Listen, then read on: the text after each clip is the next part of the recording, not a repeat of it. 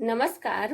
मैं Kanchan Prabha the Bihar teacher history maker के मंच पर आप लोगों का स्वागत करती हूँ। आज योगा दिवस के अवसर पर मैं आप लोगों के लिए कुछ लेकर आई हूँ। उम्मीद है आप लोगों को जरूर अच्छा लगेगा। तो आज योगा दिवस के अवसर पर मेरे तरफ से विशेष क्या है ये हम लोग देखते हैं। आज मैं सूर्य नमस्कार के विषय में कुछ डिटेल आप लोगों को बताने वाली हूँ। सूर्य नमस्कार जो सबसे ज़्यादा महत्वपूर्ण योगा होता है, इसके विषय में मैं कुछ बताने वाली हूँ। ये किस तरह होता है, इसके लाभ इत्यादि। सूर्य ऊर्जा का सबसे बड़ा स्रोत होता है, ये तो सब जानते हैं। इसी कारण प्राचीन ऋषि मुनि सूर्य की पूजा अर्चना करते थे। सूर्य नमस्कार का क्या मतलब होता है कि सूर्य को नमन करना, यानी कि पूरी तरह से सूर्य के प्रति अपनी आस्था को दर्शाना।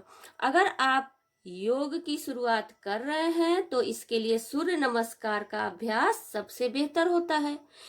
यह आपको एक साथ 12 योगासन का फायदा देता है। क्या है? 12। इसमें 12 योगासन शामिल होते हैं, इसलिए इसे सर्वश्रेष्ठ योगासन भी कहा जाता है। योग एक्सरसाइज और फिजिकल मूवमेंट न केवल शरीर को स्वस्थ रखने के लिए जरूरी है, बल्कि दिमाग को फिट रखने के लिए भी अहम होता है। सूर्य नमस्कार के 12 चरण का हर रोज अभ्यास करने से दिमाग सक्रिय होता है और एकाग्रता बनी रहती है।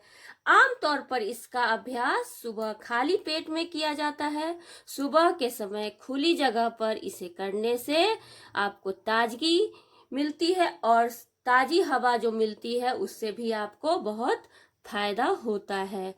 तो चलिए हम लोग सूर्य नमस्कार के कुछ फायदे को जानते हैं। सूर्य नमस्कार से वजन कम करने में यह मदद करता है, पाचन और भूख में सुधार करता है, शरीर को लचीला बनाता है, कब्ज की समस्या को भी ठीक करता है, शारीरिक और मानसिक मजबूती बढ़ाता है, बॉडी पोस्चर को बेहतर करता है और बैलेंस बनाने में हमारी मदद करता है, मसल्स को टोन करता है और हड्डियों में मजबूती लाता है, बाजू, कंधों, कमर, पैर इत्यादि के मांसपेशियों को टोन करता है, उसको अच्छी तरह उसमें मजबूती लाता है। तो चलिए सूर्य नमस्कार के जो 12 स्टेप्स हैं उनको मैं एक एक करके आपको बताती हूँ कि वो स्टेप कौन कौन है और किस तरह किए जाते हैं। तो देखिए, ये है पहली अवस्था, प्रणाम आसन। प्रणाम आसन में क्या करना है? सूर्य की तरफ चेहरा करके खड़े हो जाना है और दोनों पैरों को मिलाकर कमर सीधी रखना है। अब हाथों को सीने के पास ले आकर दोनों हथेली को मिलाकर प्रणाम की अवस्था बनानी है। तो इस पिक्चर में आप लोगों को वो दिख रहा होगा। स्टेप 2 में क्या करना है? स्टेप 2 का नाम है हस्त उत्तनासन। हस्त उत्तनासन। तो इस स्टेप में आप लोगों को करना है कि जैसे हम पहली अवस्था में खड़े होकर अपने हाथ को सिर के ऊपर उठाकर सीधी रखते हैं, अब हाथों को प्रणाम की अवस्था में ही पीछे की ओर ले जाना है और कमर को पीछे की तरफ झुकाना है। कमर को पूरी तरह पीछे की तरफ झुका देना है। इसके बाद तीसरी अवस्था का नाम है पादहस्तासन। पादहस्तासन में क्या करना है? इसमें आप धीरे धीरे सांस छोड़कर आगे की ओर झुकते हुए हाथों से पैरों की उंगली को छूना है। इस समय आपका सिर घुटनों से मिला होना चाहिए, जैसा कि आपको पिक्चर में दिख रहा होगा कि घुटनों से अपना सिर को मिलाना है। चौथा स्टेप है अश्व संचालन नासन। अश्व संचालन नासन। अश्व संचालनासन। इसमें क्या होता है कि धीरे धीरे सांस लेना है और सीधा पैर पीछे की ओर फैलाना है। सीधे पैर का घुटना जमीन से मिलना चाहिए।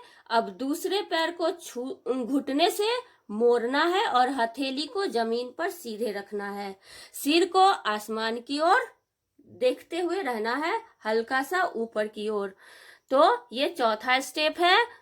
पांचवा स्टेप है दंडासन, जो आपको इस पिक्चर में दिख रहा होगा। दंडासन, इसमें करना है कि सांस को छोड़ते हुए दोनों हाथ और पैरों को सीधे लाइन में रखना है और पुश अप की पोजीशन में आना है। अगला स्टेप है अष्टांग नमस्कार। अष्टांग नमस्कार में क्या करना है, सांस लेते हुए अपनी हथेली, सीने, घुटनों और पैरों को जमीन से मिलाकर इस अवस्था में रहना है और सांस को रोकना है। सातवां स्टेप है भुजंगासन। भुजंगासन में क्या करना है, अब हथेलियों को जमीन पर रखकर पेट को जमीन से मिलाते हुए सिर को पीछे आसमान की ओर जितना हो सके झुकाना है। आपको इस पिक्चर में दिख रहा होगा। अगला स्टेप है अधोमुख श्वासन। अधोमुख श्वासन में क्या करना है, इसे पर्वतासन भी कहते हैं। इसके अभ्यास के लिए अपने पैरों को जमीन पर सीधे रखना है, कूल्हों को ऊपर की ओर उठाना है और सांस छोड़ते हुए कंधे को सीधा रखना है और सिर को अंदर की तरफ रखना है। 9वां स्टेप है अश्व संचलनासन। अश्व संचलनासन में क्या करना है कि धीरे धीरे सांस लेना है, सीधे पैर को पीछे की ओर फैलाना है और सीधे पैर का घुटना जमीन से मिलाना है। अब दूसरे पैर को घुटने से मोड़ते हुए हथेली को जमीन पर सीधा रखना है, सिर को आसमान की ओर देखते हुए रखना है। 10वां है पादहस्तासन। पादहस्तासन में फिर से अब धीरे धीरे सांस छोड़ना है और आगे की ओर झुकते हुए हाथों से पैरों की उंगलियों को छूना है। इस समय आपका सिर घुटनों से मिला होना चाहिए। 11 है हस्त उत्तनासन। हस्त उत्तनासन। हस्त उत्तनासन में जैसा कि आपको पिक्चर में दिख रहा होगा, पहली अवस्था में ही खड़े होकर अपनी हाथों को सिर के ऊपर उठाकर सीधा रखना है। अब हाथों को प्रणाम की अवस्था में पीछे की ओर ले जाना है और कमर के पीछे की तरफ झुकना है। इस दौरान आप आधे चंद्रमा की आकार का बनाना है आपको, और इस आसन को अर्ध चंद्रासन भी कहा जाता है। अगला लास्ट है क्या, प्रणाम आसन। फिर से हम लोग उसी स्थिति में आ जाते हैं और हम लोग सूर्य की तरफ चेहरा करके सीधा खड़ा होकर दोनों पैरों को मिलाकर कमर सीधी रखकर हाथों को सीने के पास ले जाकर दोनों हथेलियों को मिलाकर प्रणाम की अवस्था बनाते हैं। तो इस तरह हम लोग क्या देख लिए कि सूर्य नमस्कार के 12 स्टेप किस तरह से किए जाते हैं। मुझे उम्मीद है कि आपको मेरा वीडियो जरूर अच्छा लगा होगा। तो आप लोगों को धन्यवाद और फिर से एक बार योगा दिवस की शुभकामनाएं।